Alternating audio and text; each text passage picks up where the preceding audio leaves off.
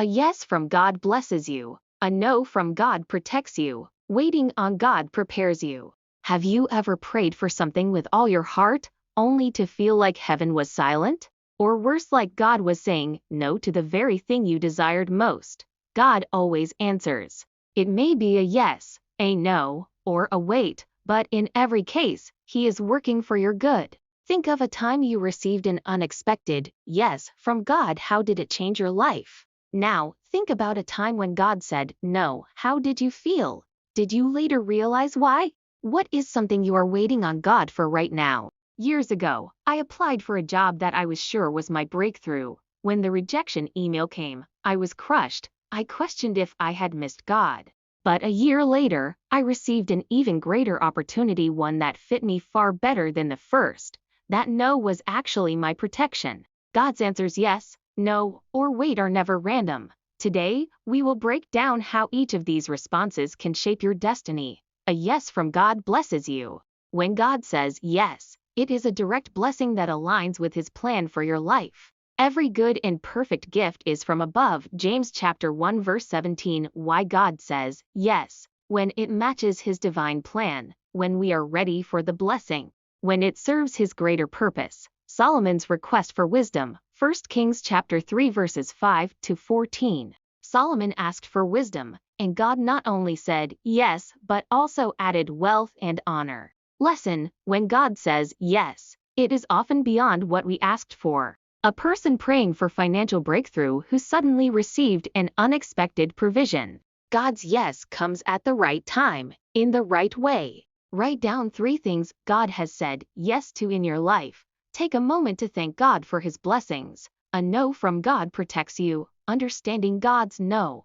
God's no is not rejection. It is redirection and protection. We can make our plans, but the Lord determines our steps. Proverbs chapter 16 verse 9. Reasons for God's no. The request is not in alignment with His will. It may bring unforeseen harm. God has something better in store. Biblical example: Paul's thorn in the flesh to Corinthians chapter 1 verses 7 to 9.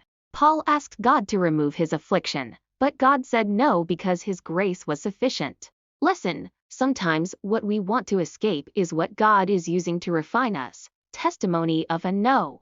Example: someone who desperately wanted a relationship to work but later realized God saved them from heartbreak. Lesson: God's no today may be your testimony tomorrow. Actionable reflection: journal about a past no and how it ultimately worked out for good. Pray for strength to trust God's closed doors. Waiting on God prepares you. Understanding waiting. The waiting season is where God develops us, but they that wait upon the Lord shall renew their strength. Isaiah chapter 40 verse 31. What happens in the waiting? God builds character. God aligns circumstances. God strengthens faith. Biblical example: Joseph's journey. Genesis chapters 37 to chapter 50. Joseph waited years in prison before becoming second in command in Egypt. Lesson: delays are often divine preparation. Testimony of waiting. Example: a minister who waited years before stepping into his calling. Lesson: God's timing is always perfect.